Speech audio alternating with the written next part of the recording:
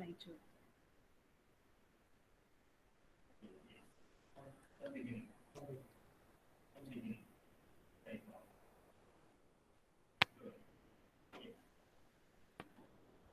So here is an overview of MLA 8th edition.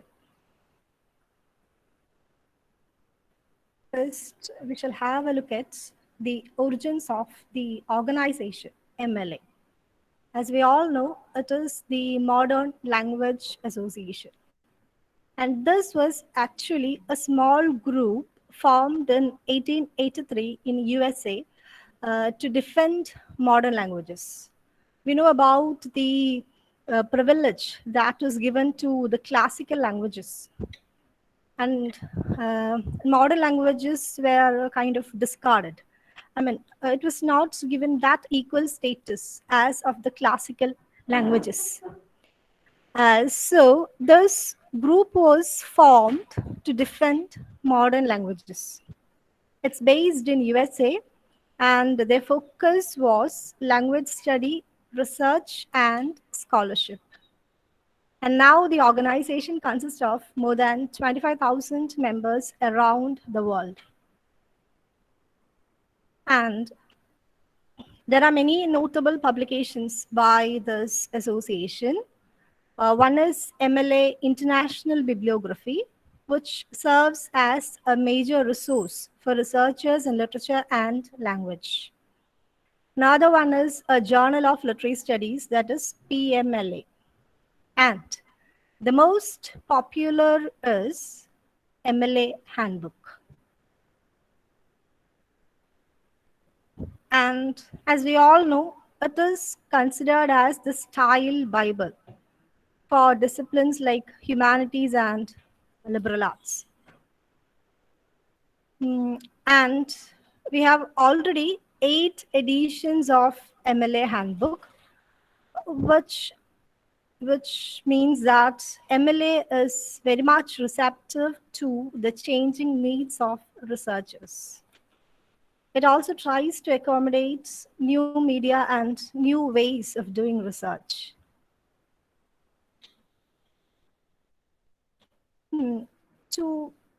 Before going on to the MLA documentation, we shall have a look at the significance or relevance of proper documentation in research. As we all know, documentation is an essential part of research paper. And when we do research, we may copy from other writers, we may draw from other people's studies in support of our own arguments. But we should do that with proper recognition. Otherwise, we are committing plagiarism, which is again out and out against the ethics of research. So to pay due respect to our research, we should follow proper documentation. And there are standard formats for documentation. And this format may vary from one discipline to other. And there are standardized formats for documentation to keep our documentation uniform and easily understood. So for humanities and liberal arts, it is MLA. And we have APA and other different types of formats of documentation for other disciplines. APA is for psychology and sociology, and for science subjects, it is some other formats. And again, we have another formats like Chicago Manual and all. So for liberal arts and humanities, we follow the MLA style of documentation.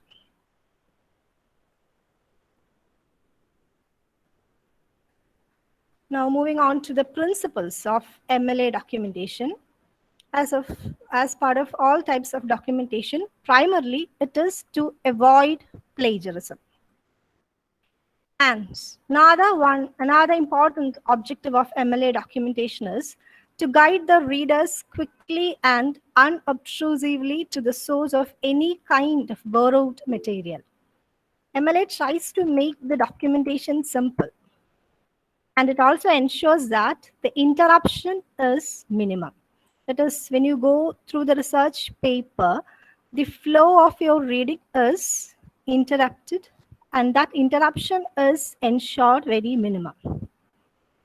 And another two objectives is completeness and brevity. MLA tries to make the documentation very brief simultaneously, or at the same time, it should be complete.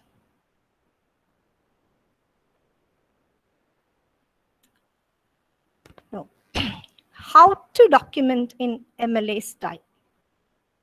First, we have to find the important information about the sources, and the information like name of the author, the title of the source, publisher, publication date, all those details. MLA insists that it should be um, from the source itself, not an indirect source, or not another site, website, or something like that, but the information should be collected from the exact source itself.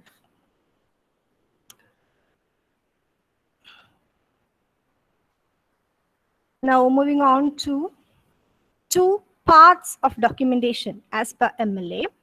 First is a detailed entry in a list of works cited.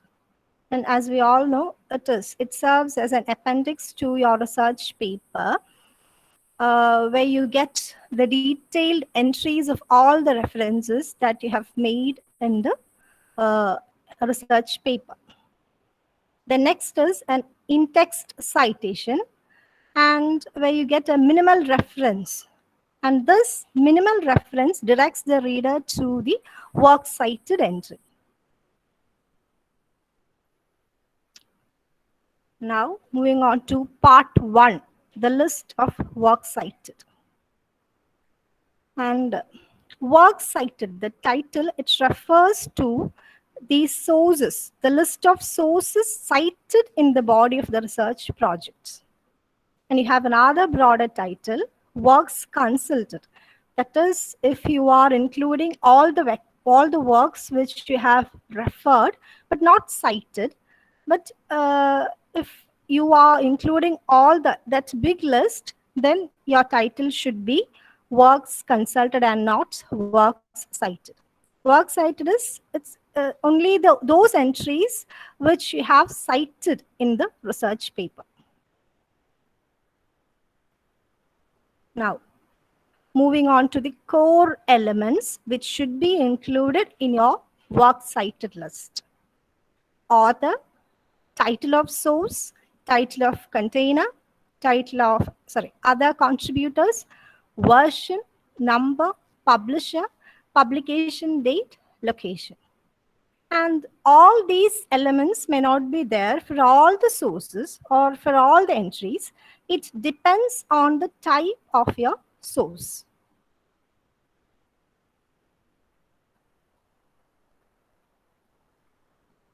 And the above order should be followed in the works cited list. You can omit irrelevant elements, and each element should be followed by the punctuation mark show. And for the 8th edition, MLA has simplified it.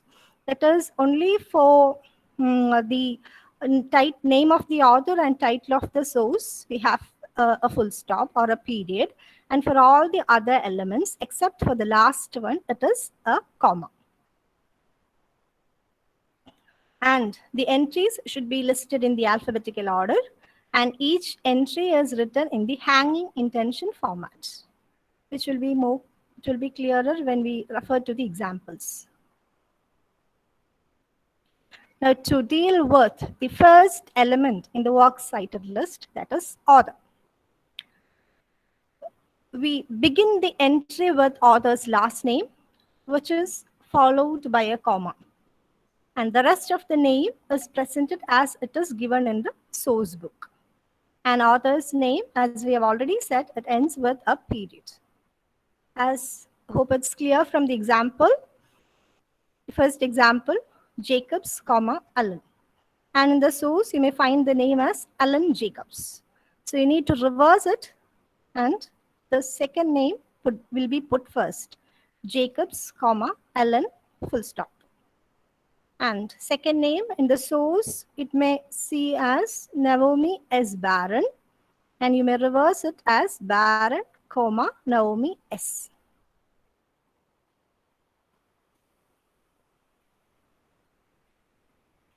Any titles or suffixes of the author which is given in the source book can be omitted when you write it in the works cited list. So likewise, Anthony to Boyle, PhD, in your works cited list will be Boyle, comma, Anthony T. You needn't write the degree PhD here. Likewise, Sister Jean Daniel will be Daniel, comma, Jean. Then Sir Walter Scott will be Scott, comma, Walter. Then Saint Teresa de Jesus will be Teresa de Jesus. And an exception to this is a suffix which is an essential part of the name, like a junior or a Roman numeral. Like you have John D. Rockefeller IV. That would remain. That is, excluding that, you may reverse the name and you end up the name with this Roman numeral, IV. So your works cited list, Rockefeller, comma, John D. dot, comma, IV. It should be preceded by a comma. Likewise, Arthur George Rust Jr., Rust, comma, Arthur George, comma, Jr.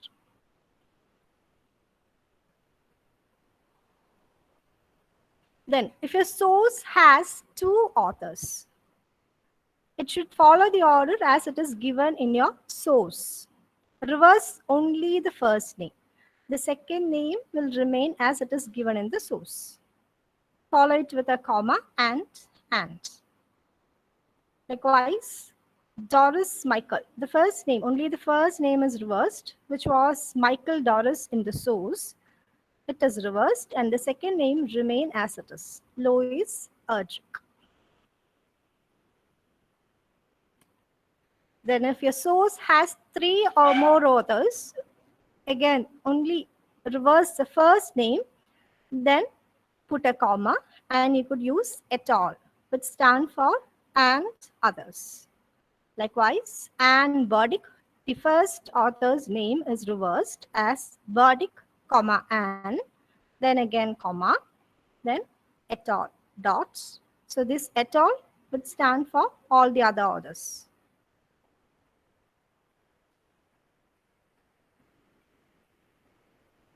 Then if it is multiple works by one author, you are citing multiple works written by the same author, then you need to give the author's name in the first entry only.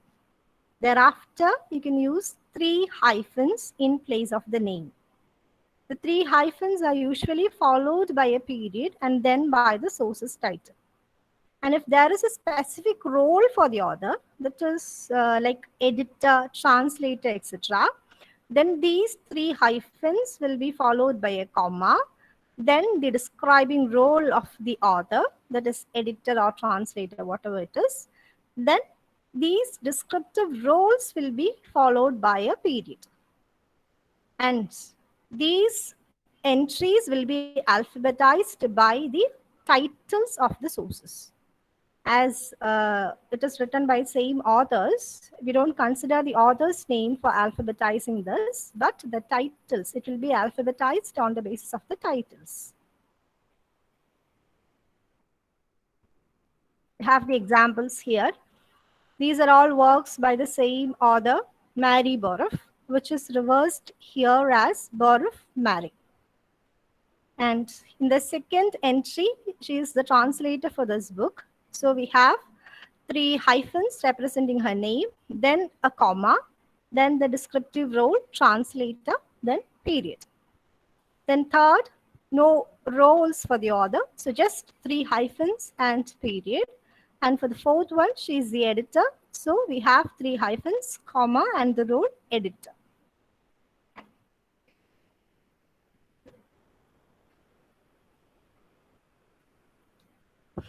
Then, if the same author, uh, the author is part of another team of writers, then you need to repeat the name in full. That is, you can see these examples. It is by Tan and Deborah.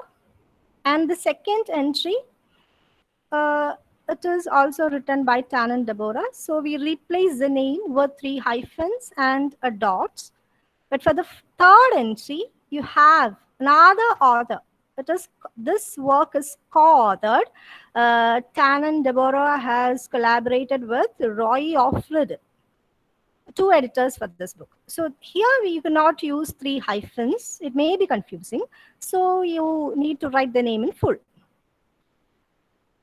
Fourth case also same. Again, not the editor. So the name should be written in full. So whenever the author is part of a team of writers, then you have to repeat the name in full. These three hyphens and dots won't suffice.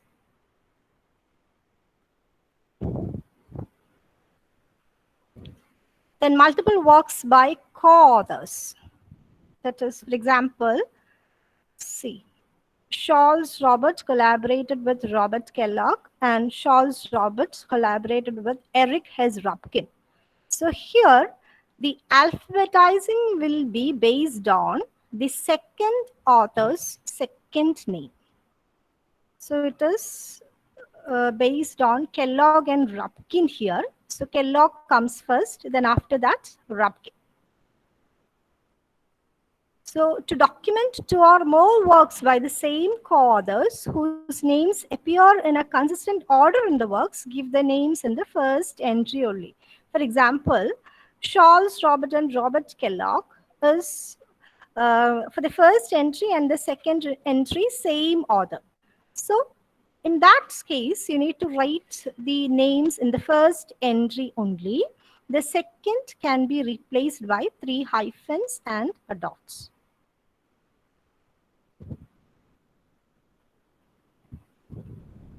So here you could see that Sandram Gilbert and Susan Gilbert. Same authors for the second entry also. So it is replaced by three hyphens with a dot.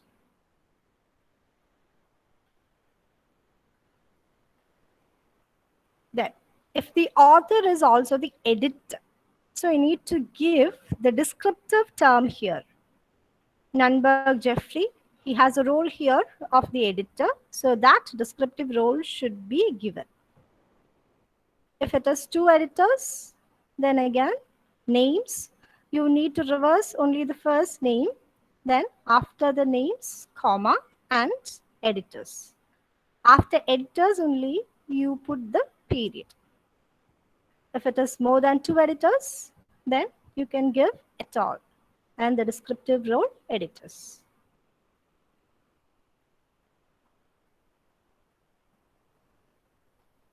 Same for translator. If the author is the translator also, again after the name, you need to give the role as translator. If there are two translators, it should be translators. Or more than two, et al. Should be given with the descriptive role, translators.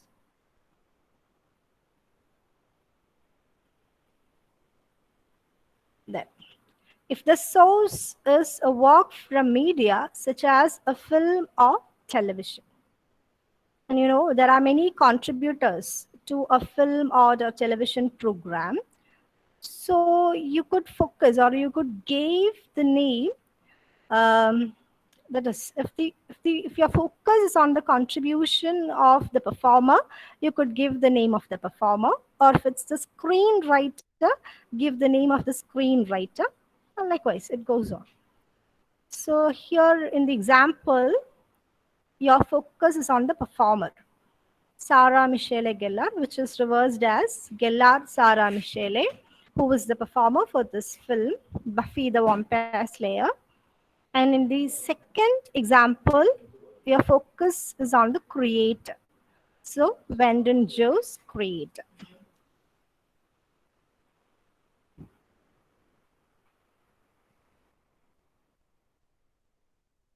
And for the same case, for the film or television series, you are not focusing on any of the contributors, but on the film or television series itself.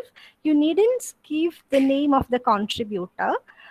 You can begin your entry with the title of the film or the TV program. And after that, in the place of contributors, other contributors, you could give the important name of important contributors like the creator, performer, etc.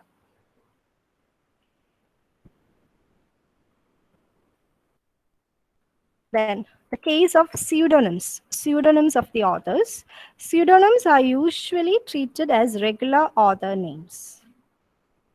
So it is given as, it is treated as a regular author name. Here it is Persian Kiwi.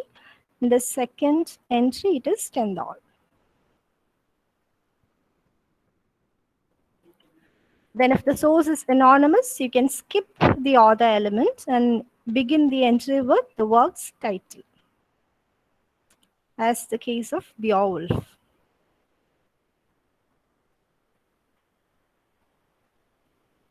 Then if the source is by a corporate author, like United Nations, then that should be given in the place of the name of the author. And you shouldn't include the article the before the name of any organization.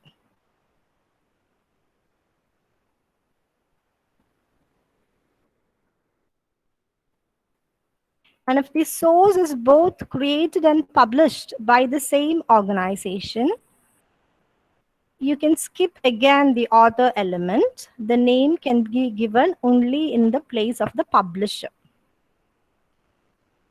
So you'll begin the entry with the title of the source, then comes the organization's name in the place of the publisher. Then moving on to the second element, that is the title of source. So titles should be given in full, and it immediately follows the name of the author. And if there is a subtitle, it is also included. That is, it is preceded by a colon. You write the title first, then put a colon, then comes the subtitle. And the capitalization and punctuation between the main title and the subtitle are standardized. That is, even in the source book, it is a colon is not given in between the title and the subtitle. In your works cited list, you put a colon, no other punctuation. And the capitalization is also standard. That is, all principal words will be capitalized in the works cited list, even if it is given otherwise in your source. Then if the source is part of a larger work, it should be put in within quotes. If it is independent, it should be italicized. And if it is part of a larger work, for example, an essay or a story or a poem in the collection, in an anthology, it should be given in quotes.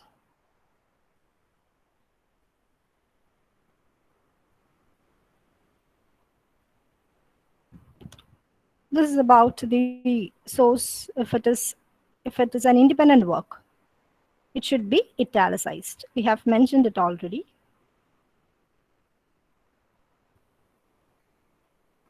And a work that is normally independent, when it was originally published, it was independent, and then later publication may be, sometimes it may appear in a collection. Even if it's so, the work's title remains in italics. For example, The Trojan Women. It is an independent work, but it is also a part of the collection 10th place. So if it is the case, the work's title would be italicized.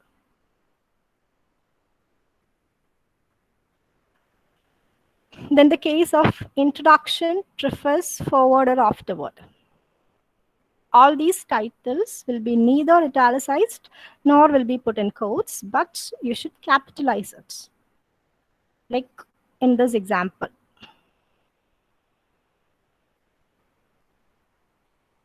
But in the text discussion, that is when you write the paper, if you write the word preface, it is not capitalized in your text, but in the for the citation, for your works cited list and for your in-text citation, it will be capitalized.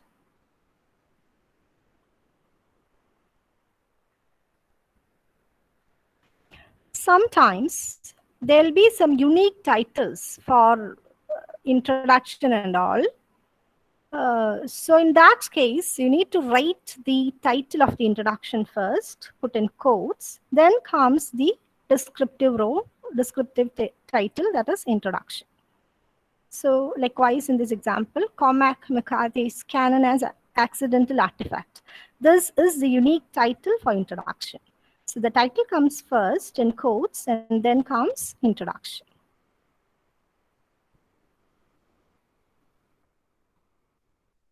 Then if it's a periodical, like a journal, a magazine, or a newspaper, the title of the periodical should be italicized and the article in the periodical will be put in quotes. In this example, Questions of Transport, reading Primo Levi, reading Dante. This is the title of the article which came in the periodical, the Georgia Review. So the Georgia Review is italicized and the other one is put in quotes.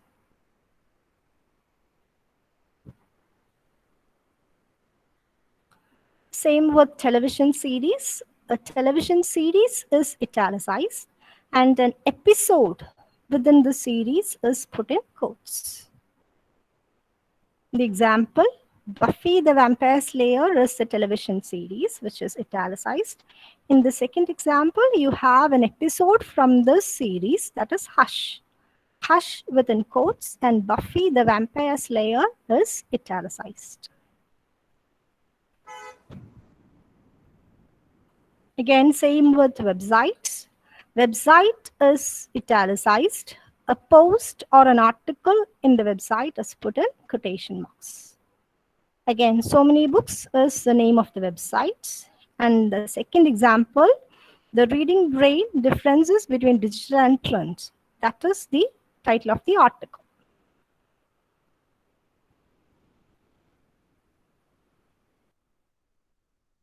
Again, popular music.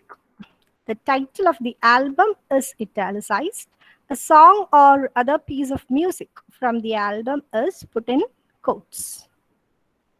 Likewise, Pretty Hurts is the piece of music, then Beyonce is the title of the album.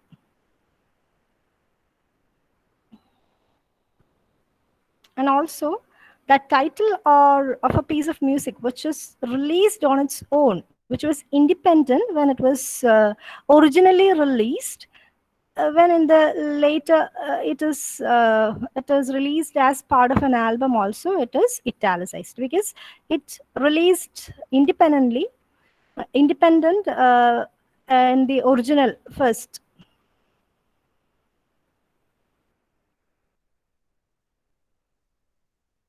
Then now it's the case of untitled sources. For example, of an artifacts in a museum. So here in the example, the chair of Steindock. It is an artifact in the museum, Victoria and Albert's Museum, London.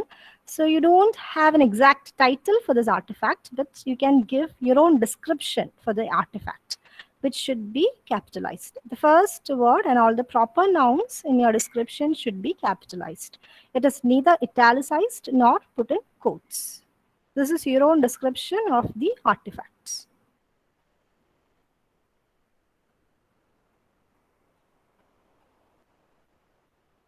Then another example is some comments on some articles or so. So for that also you don't have an exact title, but you could give the title as starting with comment on, the reading brain differences between digital and print.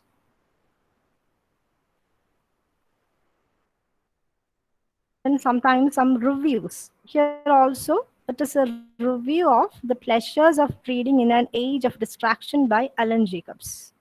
So you give the title like this, beginning with review.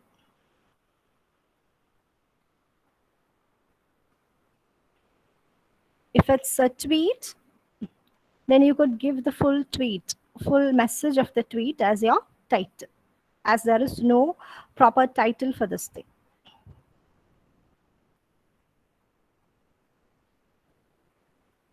If it's an email message, you could give the subject of the message as your title. Likewise, here, Reutopia is the title of that email message.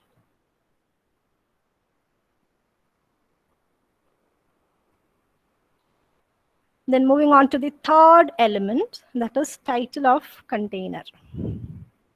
And that is the larger whole which holds the source, most probably an anthology or a collection of something. It is normally italicized and followed by a comma. So in the example, the future of the book is the container, title of the container to which toward meta reading article belongs.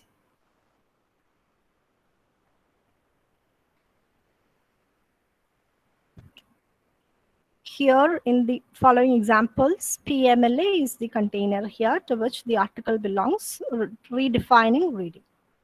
In the second example, the New York Times Book Review is the example, is the title of the container. Both are periodicals here.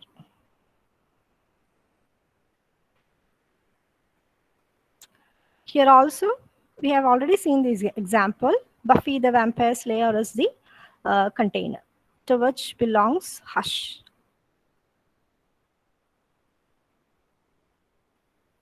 Then here the websites. So many books to which the article, the reading belongs. Then in some cases, the alphabetization of entry is based on the work's title. First case is when no author is named at the start of the entry. Maybe for anonymous works and all, we consider the titles. And when the work's author appears at the start of more than one entry. Both cases we have seen. But when you alphabetize on the basis of titles, you should ignore any initials like A, and, the, etc. And if the title begins with a numeral, it should be spelled out. Like, for example, 1984 should be spelled out as 1984, and your alphabetization will be based on the letter N.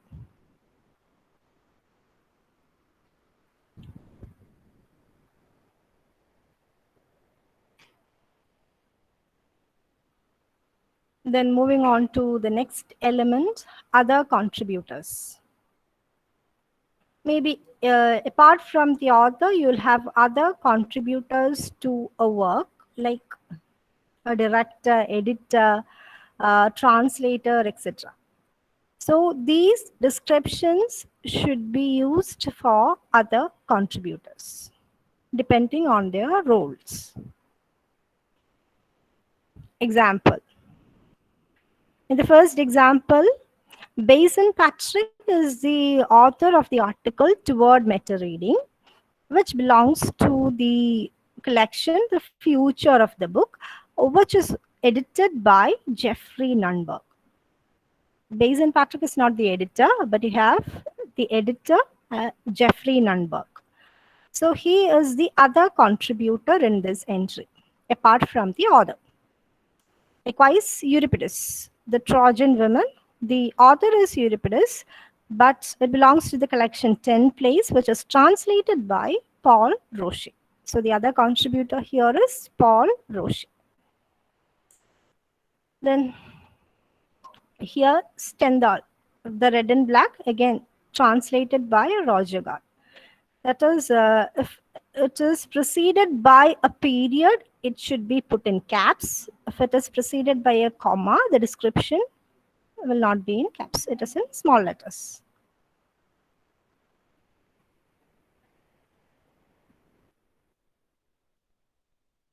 Then, for some contributions or for some specific roles like guest editor, general editor, etc., it should not be given as we have discussed earlier.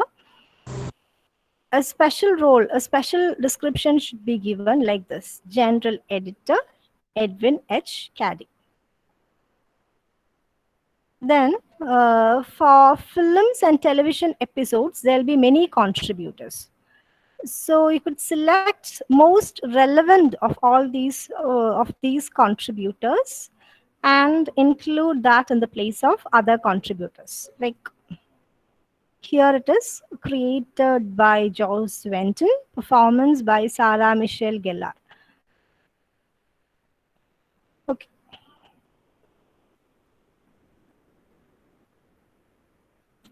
And sometimes a source contained in a collection may have a contributor who did not play a role in the entire collection.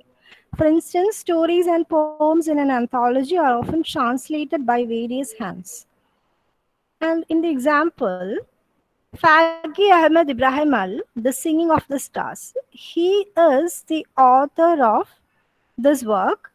And this work is translated by Leila El Khalidi and Christopher Tingley. He is not the translator. They are not the translators for the whole collection, but they have just translated this piece, the singing of the stars. Just this piece among these poems, among these short plays. So their names should come after this piece of work. Then comes the title of the entire collection container, that is Short Arabic Plays and Anthology, which is edited by Salma Kadra Jayusi. And Salma Kadra Jayusi is the editor for the entire collection. And the single piece, The Singing of the Stars, is translated by Leila El Khalidi and Christopher Tingley.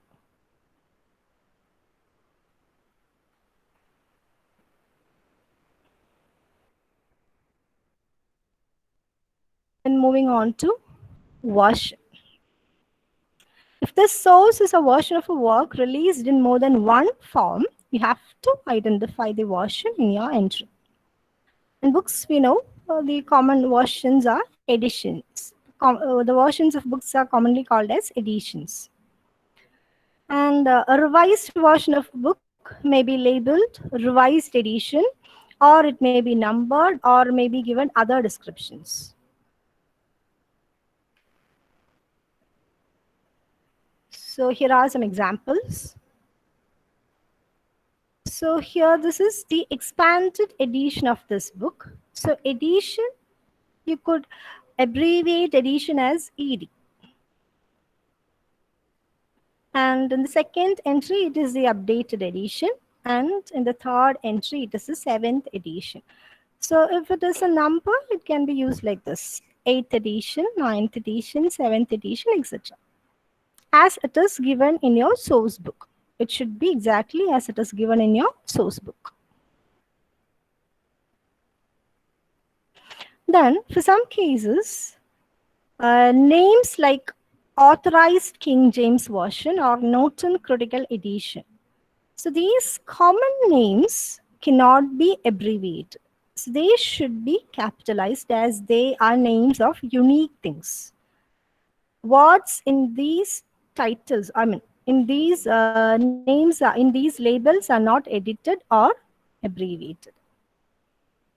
Example, the Bible, Authorized King James Version. And in the second example, you have Norton Critical Edition.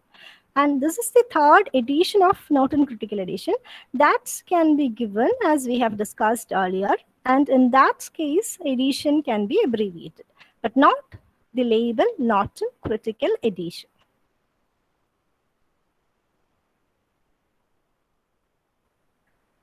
Then next element, that is number. Number is very often for periodicals, or maybe if it's a multi-volume book also, it will be numbered. So that numbers should be shown in your entries. So here, the first example, The Life of Langston Hughes. It is a second edition and second volume, a multi-volume work. So you should specify which volume it is. Then second example, it is volume 5. And you have to also take care of one thing, that is, if it is preceded by a comma, it should be in small letters, and if it is preceded by a period, it will be in capital letter.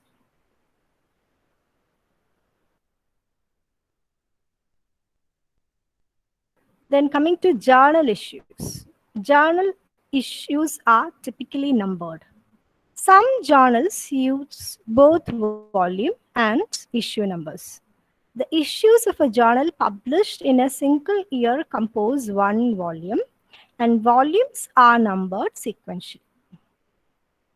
The numbering of issues starts over with one in each volume.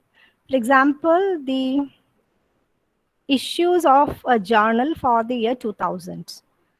Maybe it has 4 issues, and the issues will be like this: first issue 1, second issue 2, third issue 3, and fourth issue 4. So for a single year, issues will be the issues for a single year compose one volume. In the example, mm, this volume is 128, and in this volume it is the first issue. So that is why it is numbered 1.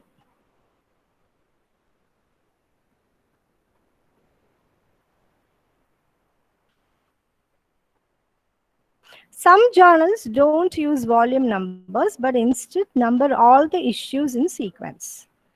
There won't be a distinction between volumes and issues. They number all their issues in sequence. So you have just number here, and you can put the number. In this case, it is 98.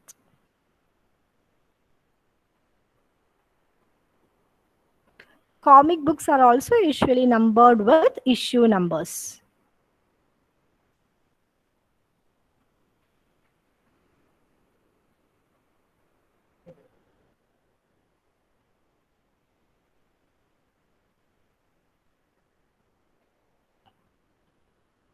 Then for television series, it is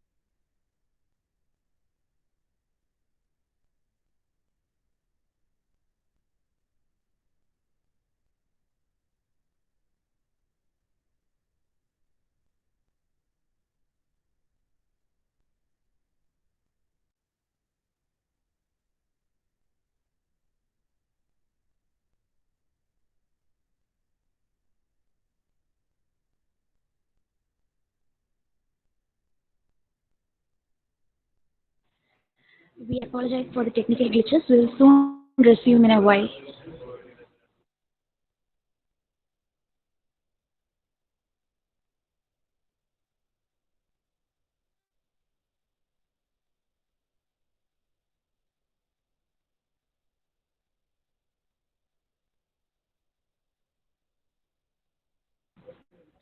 We apologize for the technical glitches.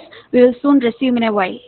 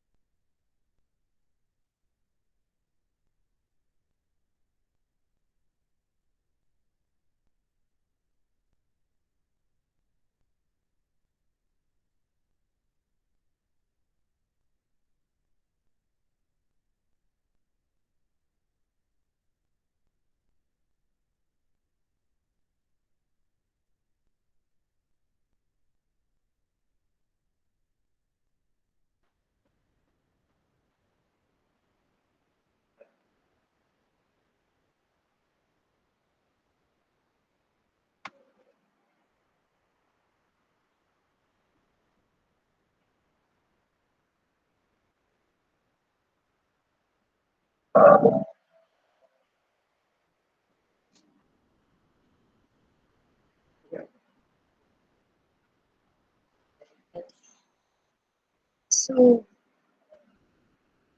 continuing with number, television series. For television series, we usually have seasons and episodes, and they're numbered in sequence. Likewise, in the example, we have for Hush, season 4 and episode 10. So usually, we write seasons and episodes for television series. Now, moving on to next element, that is publisher. Publisher is the organization primarily responsible for producing the source or making it available to the public. If there are two or more organizations that are equally responsible for the work, that is, if two or more organizations are given in your source, cite each of them, separating the names with a forward slash. If only one of the organizations had primary responsibility for the work, cite it alone. So likewise, we have in the examples. First example, it is only one publisher, that is Oxford University Press. And in the second example, we have two publishers. First is University of Massachusetts Press. Then second is Center for the Book Library of Congress. If it's a film, it will be the organization that had primary overall responsibility for it. So in the example, it is 20th Century Fox. Then for websites, they're published by various kinds of organizations, including museums, libraries, and universities and their departments. Then publisher's name can be found in the copyright notice at the bottom of the home page or on a page that gives information about the sites. So in the first example, the publisher is Carnegie Museum of Arts, Pittsburgh. And for the second example, you have Folger Shakespeare Library, Bodleian Libraries, University of Oxford. Three publishers in the second example. If it's a blog network can be considered as the publisher of the blogs. So in the example, the blog network is Scientific American Blogs. In some cases, you can omit publisher's name. If it's a periodical, that is a journal, magazine, or newspaper, you can omit the publisher. And if it is a work published by its author or editor, then also you needn't write the name of the publisher. And for a website whose title is essentially the same as the name of its publisher, and for a website not involved in producing the works it makes available, like YouTube, JSTOR, etc. Then moving on to next element, that is publication dates. Full dates as it is given in the source should be given in the works cited. And if the source carries more than one date, cite the date that is most relevant to your use of the source. For example, if you are consulting only the online version of the article, ignore the date of the print publication. And for a book worth more than one edition, cite the date of the edition you used. If an article, a comment, or another source on the web includes a time when the work was posted or last modified, include the time along with the date.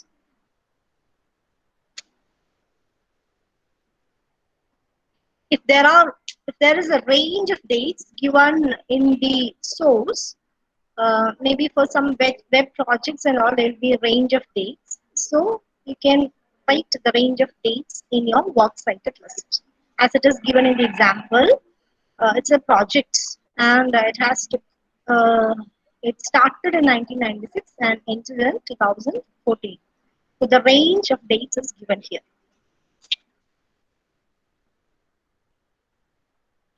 Then for periodicals, it may vary in their publication schedules. So issues of periodicals may appear every year, season, month, week, or day.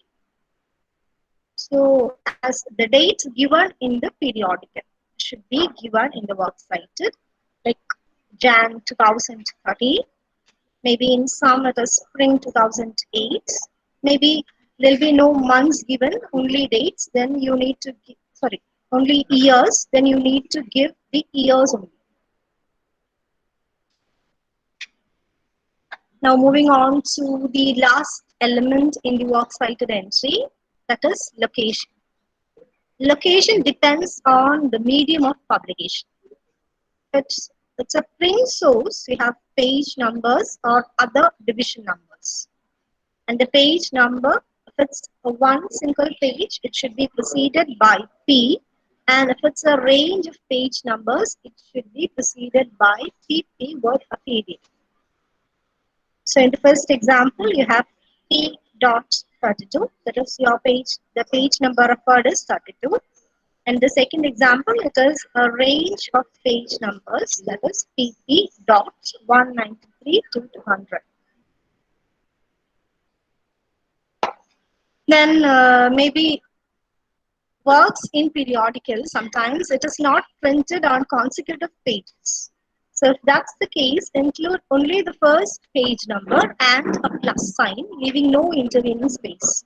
In the example, PP dot 1 plus. That is, you can give the number of the first page. Then as far as web sources are concerned, the location is the URL or web address. So you can copy the URL in your works cited entries, but omit HTTP colon slashes, all those things. So just the name of the web address.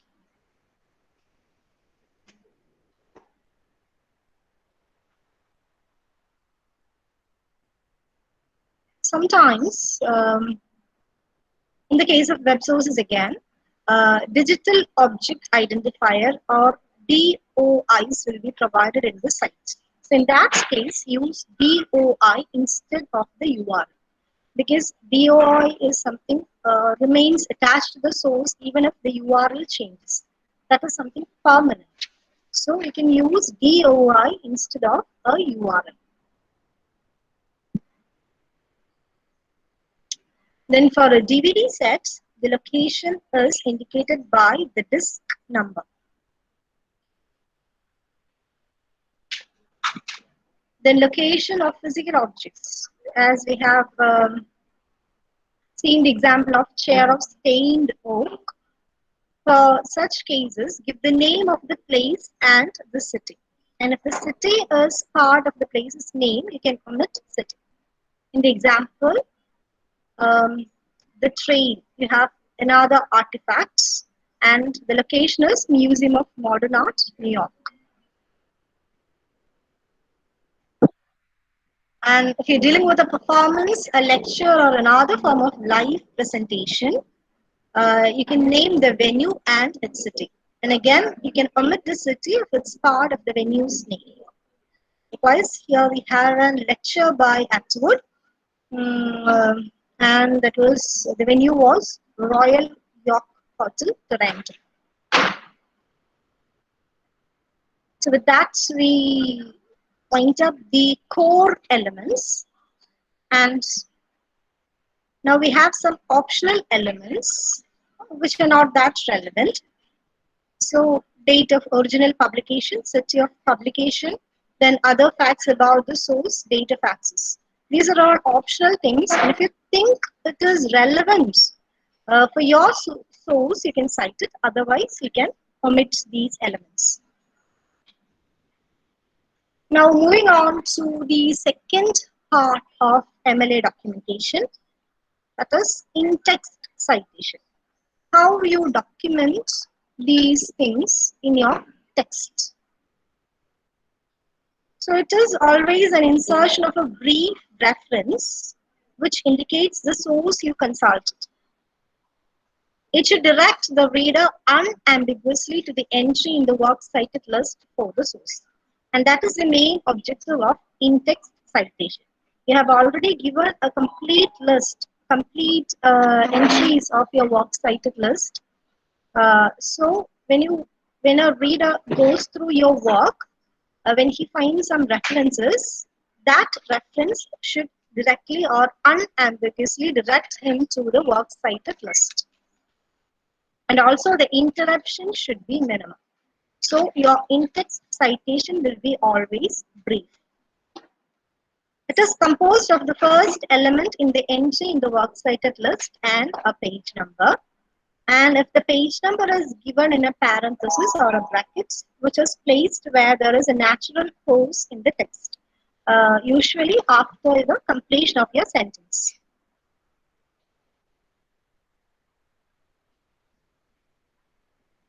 So examples of in-text citations. So here you are quoting from Naomi Barron. And as you have already said the name of the author, Naomi Barron, in your text discussion, you need to give only the page number in your parentheses or in the brackets. So, or another way is, if you are not naming Barron in your text, the name should be given in the parentheses or brackets. That is, reading is just half of literacy, the other half is writing. The second example, here you are not mentioning the name of the author, so it should be made clear to your readers that you are quoting from Barron. So the name with the page number should be given in the second case.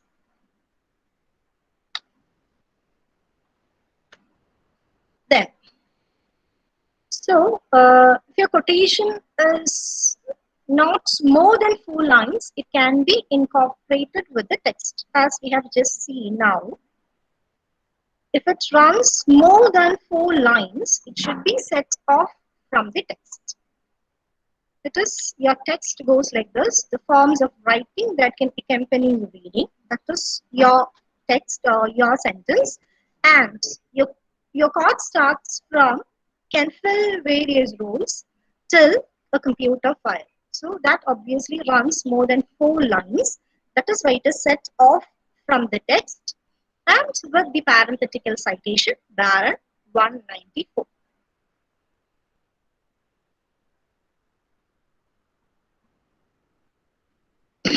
Then, if there are sources by more than one author with the same last name, for example, Naomi Baron and Sabrina Alcon Baron, eliminate ambiguity in the citation by adding the author's first initial. So your text in no way should be ambiguous. It should be clear. So, and sometimes the initial may be shared too. So if that is the case, you may write the full first name. Example, reading is just half of literacy, the other half is writing, in brackets, N dots Baron. And the initial is shared too, then you can write the full name as Naomi Baron 194.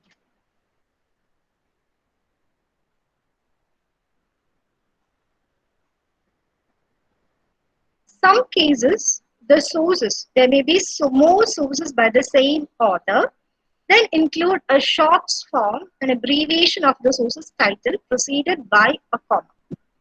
So maybe you have more sources written by Baron herself, then you may give the title, abbreviated title of your of the work also. So your parenthetical citation goes like this: Baron, comma, redefining 194.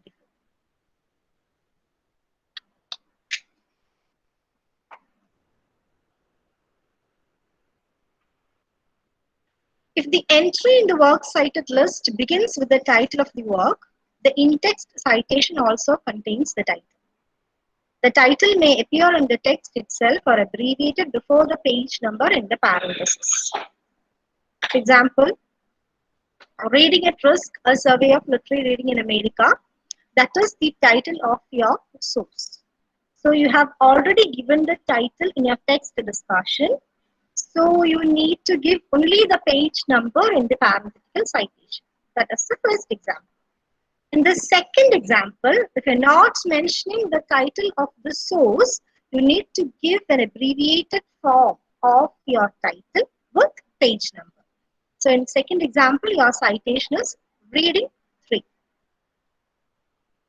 You don't have an author in this case, only the title of a source.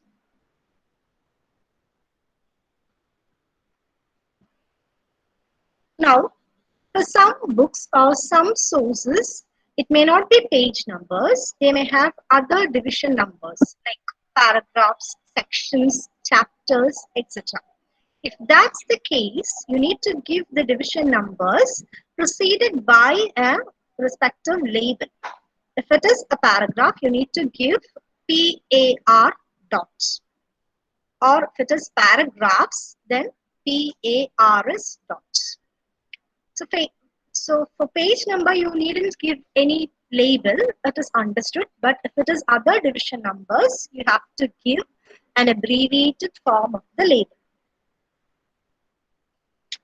So likewise, in the example, we have cham, comma, paragraph, that is PAR dots 41.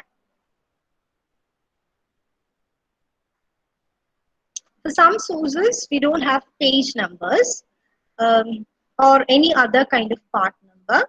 And for that cases, the name of the author would suffice. Like in the example, Hallmaker. You don't have a page number or another division number for this.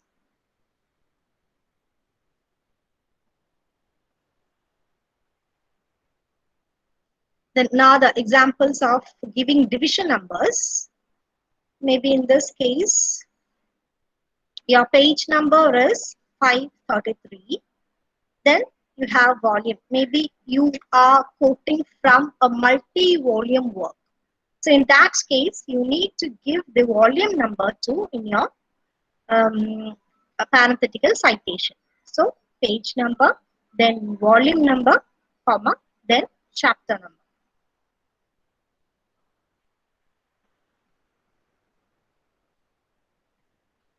Then, if it is a time-based media, such as an audio or video recording, cite the relevant time or range of times also. As it is given in the example, you may give the time also.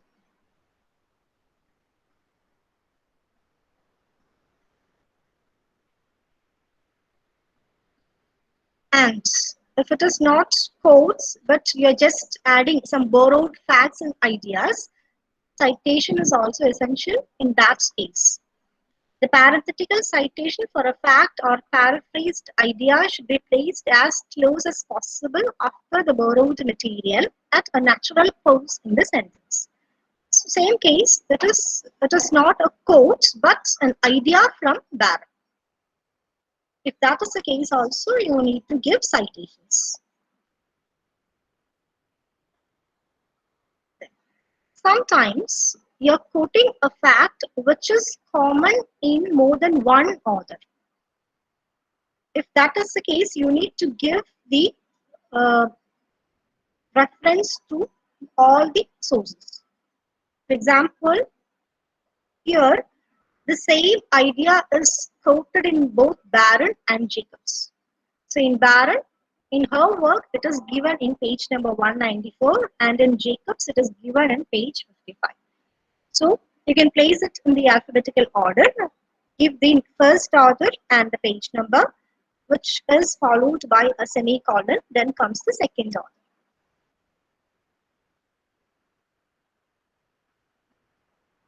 Then if the entry in the works cited list begins with the names of two authors, include both last names in the text citation.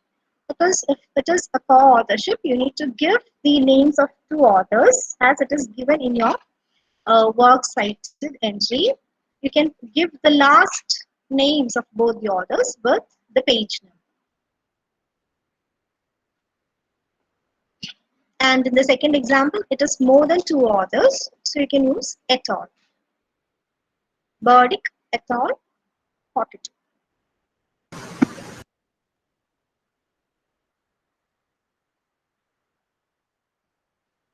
Then if it's a corporate author, you need to give the name of the organization or the corporate author in the place of the name of the author with the page number, as exactly as it is given in your works cited list. You may abbreviate terms like departments, but otherwise it should remain as exactly as it is in the works cited list.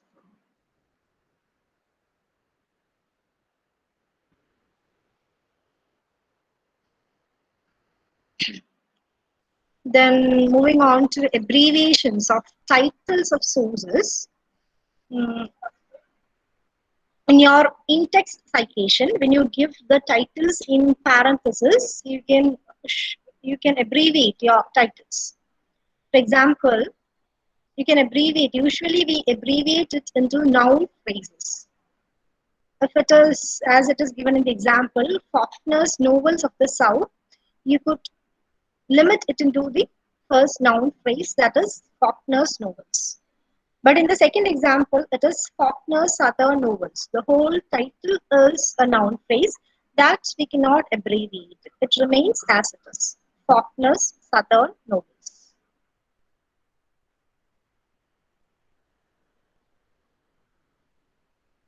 Again, the double vision, language and meaning and religion, that is a full title which can be abbreviated into double vision. Second, traveling in the breakdown lane can be abbreviated into traveling.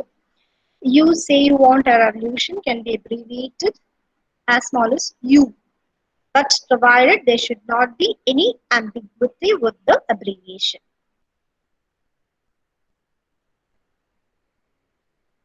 Again, more examples. And quiet flows the dawn and can. You can abbreviate it as small as these, but there should be no ambiguity. And for works of Shakespeare and titles of the books of Bible, there are well-established abbreviations, and you cannot alter those abbreviations. Those established abbreviations should be used for all the titles and also for the plays of Shakespeare.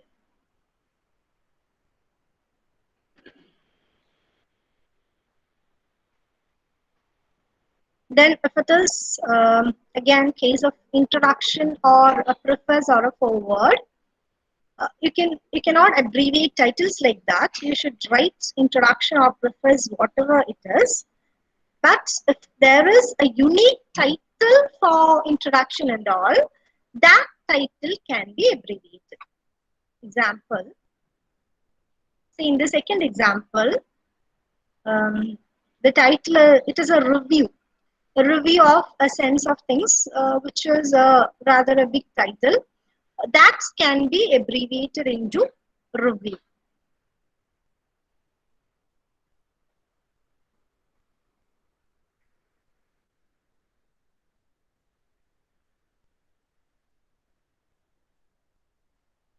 Then moving on to the use of numbers in the in-text citations. For page numbers, what type is given in your source? It may be Arabic numerals or sometimes it may be Roman numerals. So whatever is given in the source should be used as it is for page numbers.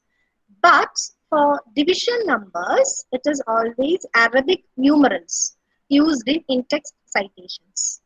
If it may not be as such as given in the sources, in your text, you'll be using Arabic numerals for divisions of works.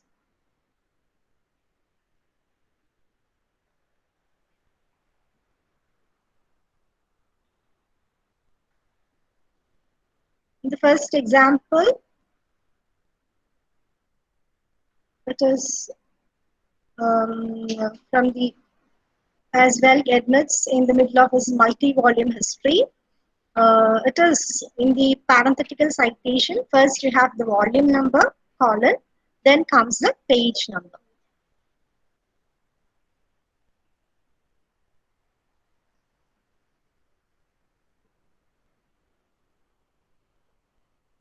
But in the second example, you are using or you are writing the author's name here.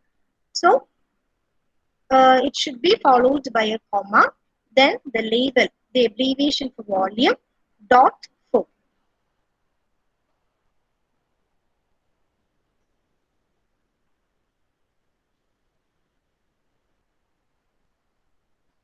And regarding the numbers in scripture, we use divisions of the work rather than the page numbers. Example, because scriptures are huge books, so page numbers won't suffice. So we use division numbers in case of scriptures. Here we have a quote from New Jerusalem Bible from the book of Ezekiel, and it is chapter 1 and verses 5 to 10. Second also from the same book, but different, same it from the New Jerusalem Bible itself, but the book is Revelation, and the chapter is 4 and verses 6 to 8. So for scriptures, we always use division numbers and not page numbers.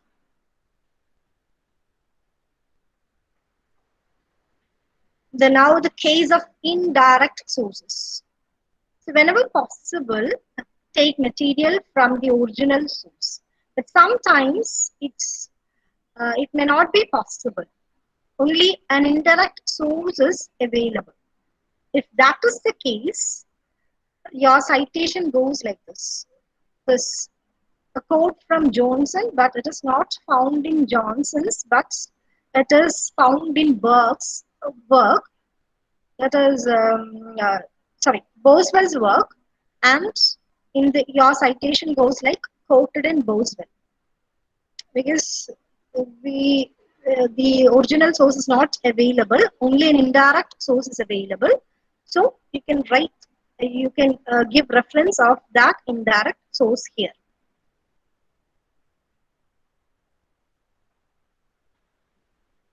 Now, repeated use of sources. So in your text discussion, if you are quoting again and again from a same source, That is, in this example, um, quotes from sender from two different pages. So this paragraph includes quotes from sender from two different pages. And in that case, you can give the citation like this, the name of the author, then two page numbers. So it is not ambiguous at all. It is very clear from the text.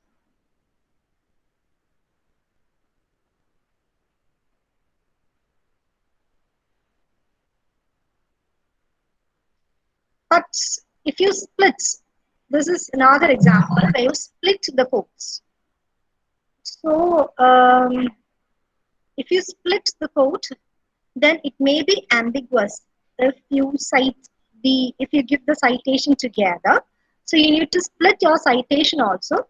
First, for the first quote is from Zender 138, and the second quote that is fully responsive to the tag factuality, that is from sender himself, but page 141.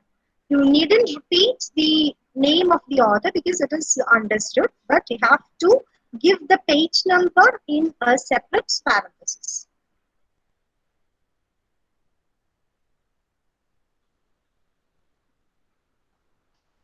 Another example is to describe, to give, to mention both the author and the title in your text itself. That is always safe. If you do that, you need to give only the page number in the parenthesis. If you begin or if you include the name of the author and the title of the work in your text, then you need to give only the page number in the parenthesis.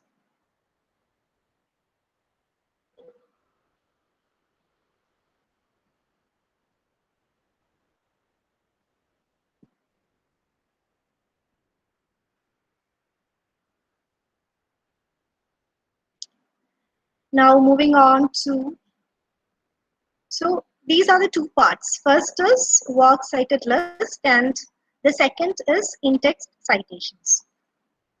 So with that, we wind up the two parts of MLA documentation.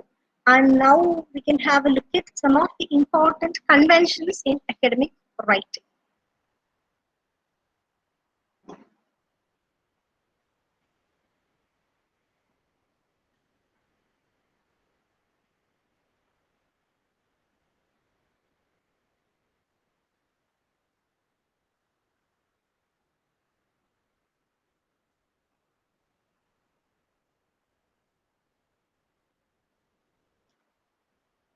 So with the titles of authors and all, you needn't use the titles. I mean, you can omit titles like saint, doctor, sir, etc.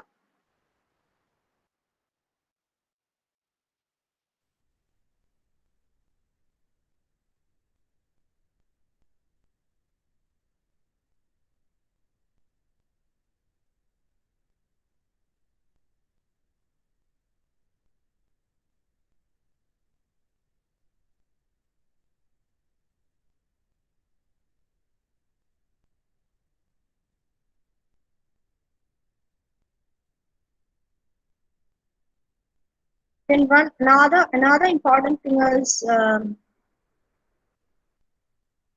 you omit something from the quote. That is, you're quoting from an author, but you're not using the full quote, but you omit something from that. Then you should indicate or you should identify your omission with ellipsis. Ellipsis, that is three spaced periods. That's very important because you should show that you should show that fairness to the author quoted. You should show that respect to the author, and for that you have to identify or you have to indicate that you have omitted some material from this quotation, and also another important thing is when you omit like that, your text should be grammatically correct. The omission should not affect the grammaticality of your text. So these are some examples of omissions. So with that, we should wind up. Thank you.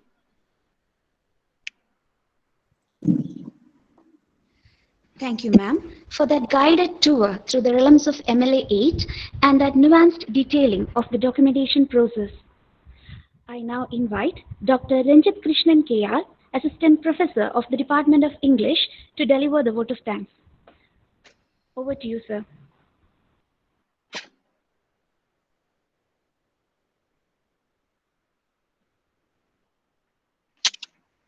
Thank you, Parvati. Good evening, all. I believe that cracking MLA Handbook 8th edition is a tough ask. And our resource person, Ms. Mary Rajita, has done a wonderful job. And I think all the participants would have benefited from this session. Coming to my responsibility, first of all, let me thank our Honorable Principal of the College, Dr. Venugopal S., for giving the consent and also for being part of this program. Thank you, sir. Today's resource person, Ms. Mary Rajita, a research scholar of the University of Kerala. I believe that you have done an excellent job because for the students of both UG and PG, this session would have been immensely beneficial. Thank you, Rajita, for that wonderful explanation regarding MLA Handbook 8th edition. I also thank Dr. Jaykumar K., Head of the Department of Physical Education, NSS College, Pandalam. And he is also the coordinator of IQAC. Thank you, sir, for all the support from your part. And as I have always mentioned, the captain of the ship, Dr. J. Anjana, our head of the department. Thank you, teacher, for taking the initiative in arranging such a program. I also thank dear Sri Prasad for welcoming the audience and Parvati Vijayan for coordinating the program in a lively manner. I also thank all my dear colleagues of the Department of English at NSS College Pandalam, and special mention for all the participants for waiting. I think a few were there right at 1:30, waiting for the session to begin. I thank all the participants for being part of this program. See you all again, and we hope that we'll be able to continue with such programs again in future. Thank you all. Thank you. Thank you, sir. With this, we have come to an end to our session. Thank you all for being with us. We hope to see you all soon in yet another session. Thanks once again, and goodbye.